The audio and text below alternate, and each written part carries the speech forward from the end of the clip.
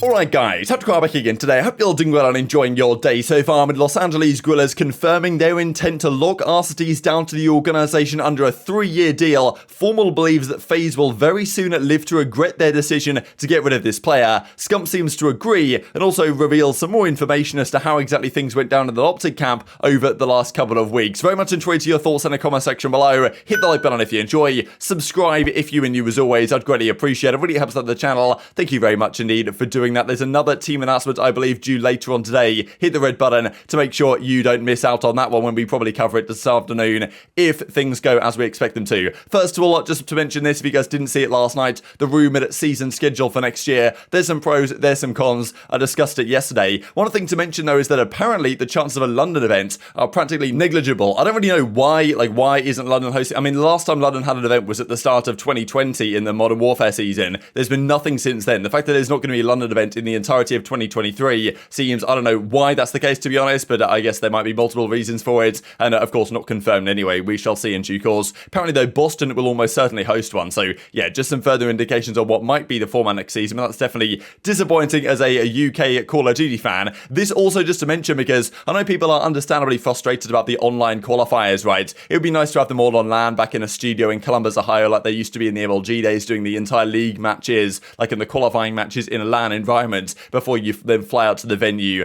for the events. But look, at the end of the day, I do think a lot of these organizations, they've paid money for their facilities, they want to play from those facilities, right, and don't want to have to, pay to fly their players out, all this type of stuff. So I understand the purpose of doing the qualifiers online. It obviously carries its disadvantages, but I don't really mind it too much as long as there's plenty of LAN action to happen. And I think there's less LAN events next season than we could have seen, and maybe they will still add more over time. But kind of Ben J. Nassim here is kind of confirming here that these organizations are to some extent involved in why we have these online qualifiers. This just to mention real quick also from Saints, because apparently he almost had an offer to join the league, but it fell through. Kind of surprising, maybe, because you'd have thought that Las Vegas Legion or whatever, the organization that Saints could have maybe been interested in joining, you would imagine that they would decide their roster in a couple of months from now, right? Because usually they wait so long to sign everyone. For example, if they wanted to get Methodz Las Vegas, they would just wait until the game starts 2 weeks after the game launches. Like, let's say Methodz is a free agent at Clayster, let's say he goes to the Boston Breach, then Methodz is only a free agent after his game launch extension ends 2 weeks after launch. So you would think that all that Las Vegas will do is just wait all that time and then sign him after that, so they don't have to pay a buyout effectively. Usually that's what they do, they wait a long time. But Saint, of course, one of the players that outside of kind of the big names that are the best ever players not to have won a world championship, Saint was considered pretty much at the top of that list for quite a while. Even Ghost, Advanced Warfare, Infinite Warfare had some great seasons, but apparently he's now back in the chat, decided going to grind through it again, as are a lot of big name players. Clayster is not going to be among them, because we know that Clay, if he doesn't get into the Pro League, is just going to retire and call it a day. I think that's fair enough. He does tweet out there chuckling nervously, I'm in danger, so maybe indicating that things aren't going so well in Clayster's camp. We would expect either Boston, if they decide to choose Clay over Methodz, or Las Vegas are Clay's probably most realistic options here. I do think he'll get one of them, but maybe implying that things aren't going swimmingly in his negotiations with teams behind the scenes. Let's dive into this LAG stuff then. So a kind of surprising roster in the end, I thought. I think a lot of people think this is rather underwhelming given where Arcitys could have gone, but this is the team that he's very confident in building around, and two of these guys will probably be at this organization for a very long time to come, including Arcitys himself. So of course we talked about this roster last night, but look at this from Los Angeles Guerrillas. This was mind-blowing to me, honestly. Today we are proud to announce that we have signed both Arcitys and Spart to an unprecedented 3-year contract with the organization. Now I believe Ben actually replied here, just to check real quick, whether anyone from there actually replied here. Yeah, I'm not really sure if anyone replied from Los Angeles Guerrillas yet, but he was wondering whether this is a 2-year deal with then a 1-year team option extension, or whether this is just a straight up 3-year deal, because the teams are now allowed to sign up to 3-year deals with players, and I believe that can be a straight 3-year guaranteed contract. They can also sign a deal that's a 2-year guaranteed deal, plus 1 if the team wants to keep that player, they can, and if they don't, then they could decide to get rid of them. But look, Arcitys, you're banking on him being your key guy for the next few seasons. They're going to sign him to a 3-year deal, so yeah, FaZe aren't getting him back anytime soon, and if any organization wants these guys, the buyout would be mega. But Spart to me is the interesting one, right? Because Spart on a 3-year deal, that's kind of surprising to me. I think Spart has been a pretty underrated player, right? He's stepped into a couple of teams, especially this past season, does a pretty good job, flexible player.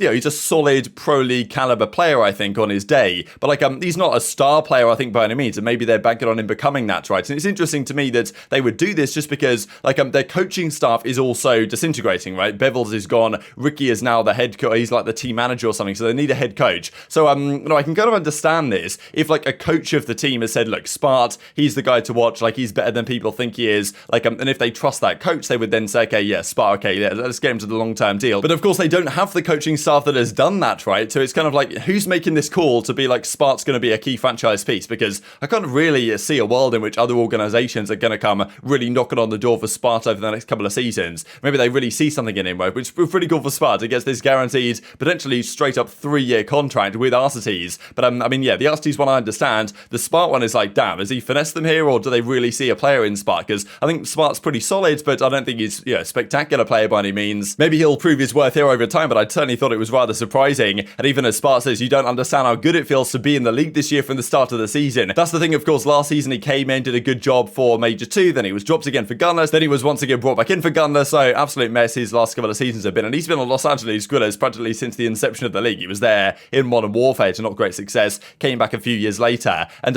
even as Alex Rubin says from the guard from Los Angeles Guerrillas, I told you all we were making moves this year, and we're not even halfway done, confirming really that there's more to come here. Probably on the coaching side, because they need, well, a head coach, assistant coach, whatever, and they're probably targeting some of the key coaches that other organizations have, well, effectively let go of. And one of those might well be Sender from the OpTic Texas team, of course. Now, like, this I thought was pretty funny. Cool Dash, he says, Troy is not leaving according to Shotzi. Basically, apparently he said on stream that Sender is not leaving. Now, what I imagine is happening here is that probably OpTic don't tell Shotzi anything anymore. They can't afford this guy to leak anything, so they just don't give him any information at all. And then I suppose Shotzi can't leak anything. But the rumors that we saw a couple of days ago that Sender will indeed be at least exploring options outside of OpTic are indeed true. Sender says the following: after talks with OpTic, I'm currently exploring options for a coaching or management position within the CDL. I firmly believe I have even more to give, and my work ethic is second to none. Reach me at senderx321@gmail.com. But yeah, this is interesting to me because it's somewhat unclear whether he's decided to look elsewhere for a better opportunity, or whether, like, he's effectively been let go by OpTic. This sentence to me makes it feel like he's probably been asked to leave, or like probably let go, right, to not extended, just because, like, I mean, look, if he has a solid offer with OpTic but he's just exploring opportunities, you might think he wouldn't maybe put this sentence in, but of course it's really difficult to say. So anyway, look, what's Sender thinking? Because at the end of the day, there are head coaching opportunities out there on Los Angeles Guerrillas, on these other organizations possibly, that I might be looking for a head coach. And Sender might think, is it really worth me being the assistant guy to Rabo? Maybe I'd prefer to just be my own man or be the head guy over at another organization. So maybe that's what's in consideration here,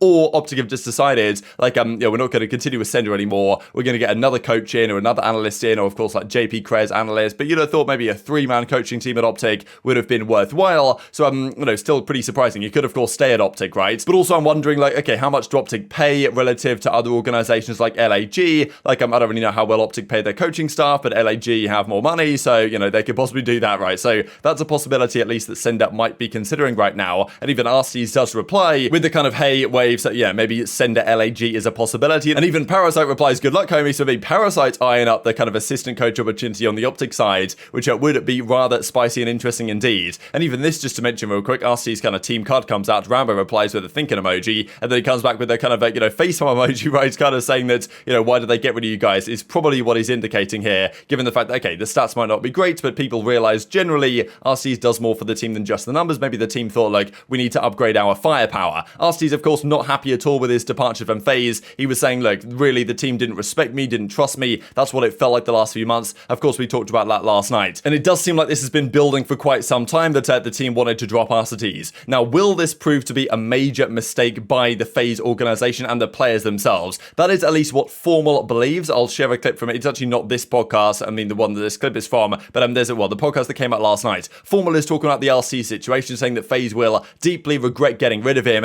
Scump also seems to agree that, Arcitys, great teammate, really tough to replace. There's no one they can replace him with. And, FormaL says, look, he obviously recognized the impact that Arcitys had in their communication. And it's like, look, you get rid of Arcitys, you go back to this kind of more hectic style of comms. That's not going to work out for them in the long term. He reckons it's only going to be a few months until FaZe realize they made a fatal error. Who's going to FaZe? Because that's the biggest story right now. Is Alec is not on FaZe, which I think is a huge mistake. That's a real bad. I cannot believe that they're getting rid of Alec. I'm not going to lie. Every listen-in, you could tell his worth to that team. And you're still going to get rid of him? You guys want to go back to the panicky? Fine, all right, bet. But I don't know who could replace him that would be able to be just as helpful to them as Alec was. And I'm sure they'll realize that like halfway through this year. Let me think. Do you think so? Yeah, I know so. Yeah, Alec's a great teammate. Alex is one of the best teammates I've ever had. Alex is a great teammate. So people, if you're FaZe, who do you pick up as your last, as for Arcitys? I don't even know. Arcitys? It's a hard guy to replace. Beg Alex come back. I made a mistake. Yeah. He'd probably say yes. He's so nice that he might actually He's so nice. But if I were him, I'd just say f him. But now, see, like, I feel like maybe it's too late now, though. Like, the wound has festered. Yeah, I don't know. Like with us, I'm sure Alec feels scorned. Like with us, they told Ender and Brandon, and then like probably 4 hours later, I was on the phone with Brandon. Yeah, like that's quick. That was quick. Like, yo, I up. Yeah. What's funny? Interesting to consider as well, to a certain extent, exactly who was responsible for this internally, just because, of course, we saw RC tweet this out yesterday, and it's actually aBeZy replied to it. We haven't, I mean, look, Cellium doesn't tweet much anyway. We haven't really seen any replies here from Simp. I know that Simp did retweet the kind of, the leaving announcement for RC's, right, the goodbye that FaZe did. Simp did retweet it, but he hasn't really replied to RC's, I don't think, saying, like, you know, goodbye, great team with you. So maybe that's where the friction was internally. Who really knows? But, yeah, Scum and FormaL certainly seem to believe this is a mistake that, that FaZe are making here, getting rid of Arcitys. I think that's probably what the majority of the community think. Whether that's the reality, obviously that remains to be seen. The other part, just to mention real quick before we go on to a little bit more in-depth on FaZe, is what Scump had to say at the end though. I thought I'd just throw it in because it was rather interesting when he says how Dashy and Illy had got the phone call. I think like the way he described it was like they phoned up Dashy and Illy and told them that they were getting dropped. And I guess they meaning probably Rambo, maybe Sender, maybe even Shotzi, who really knows. But probably Rambo, I guess, would be the guy who would make a call like that. And then Scump was like phoning up Dashy and be like, you know, I made a mistake. So Scump's kind of implying there that, I mean, look, as we all expected, if a roster change was going to happen on OpTic, it's not just going to happen without Scump's knowledge, right? Like, Scump is the main guy, like, he's going to be the guy that's going to call the shots to some extent, but he is kind of saying there that he wanted to get rid of Dashy and then changed his mind and then said, okay, yeah, I made a mistake here, guys. I told Rambo to tell you guys you're getting dropped, and then all of a sudden, actually, we should get back together again. So, yeah, maybe another indication there. Look, we kind of know what happened at this point. We'll get some more indications over time, but I thought I'd throw it in because it was rather interesting. But, you know, back to the FaZe stuff, this is interesting to me. So Crowder tweets this out. Of course, he's got the LA cap on, right, on his dog, and he's been baiting about going to Los Angeles again, or Los Angeles Thieves, right, as their potential coach. Now, look, I still think he'll be with FaZe. Whether he'll be the head coach for this team again is a question mark, because he did take it out of his bio. It does seem like he wants to maybe do content rather than be their coach. If he is their coach, I do think that they can kind of integrate Slasher, if he does join, into the team rather successfully. Slasher and Crowder have a good history back to the 100 Thieves days in Black Ops 4 of great success alongside each other. If there's no Crowder as head coach, then what does it look like from a comms perspective, right? Can Slasher get the best out of these guys? Like, look, there's benefits to having Slasher, but there's also disadvantages, right? Obviously, Arcitys and, well, obviously FormaL and Scum know very well what Arcitys brings to a team. They played with him back in Modern Warfare during the Chicago Huntsman days, and really enjoyed his company, right? Really thought he was a fantastic teammate that season. Did it all, honestly, that year as well, Arcitys. Like, he was at Flex, he was, you know, running the sub, running the AR, whatever they needed him to do, he was delivering it. He decided after that year to leave, to go to FaZe and become their main AR, and now things, obviously, friction broke down internally there. So it's definitely an interesting change. But yeah, FormaL believes they will live to regret this decision, and they will not be able to get Arcitys back. Because Scum was thinking, well, you know, and obviously this was probably recorded a few days ago, but he was like, look, could they maybe get Arcitys back? Could they try and, you know, mend the relationship? Then Scum was like, look, it's probably not going to happen, because that friction has already, you know, festered, I think was the word he described, to the point where that's not going to happen again, and it's certainly not going to happen. Now Arcitys has signed a 3-year deal. So that's the thing. Sasha might not have been the first choice for this organization, but I do think he's a solid choice for the organization. And while Sasha's statistics should probably be somewhat better in terms of pure slaying, and his numbers in terms of championship wins are pretty similar as well, like, you know, it's not like FaZe needs that much slaying. Like, I could probably spawn in on the map with Simp, aBeZy, and Cellium, and we'd be taking down half the teams in the league. Do they really need that extra firepower? Is it more about the comms and the leadership and the cohesion and the chemistry that Arcitys brought that FormaL believes they're going to be missing without him, whoever they bring in as their main AR? Just to look at some of the numbers, right, because I do still think that Sasha's getting pretty disrespected here in terms of,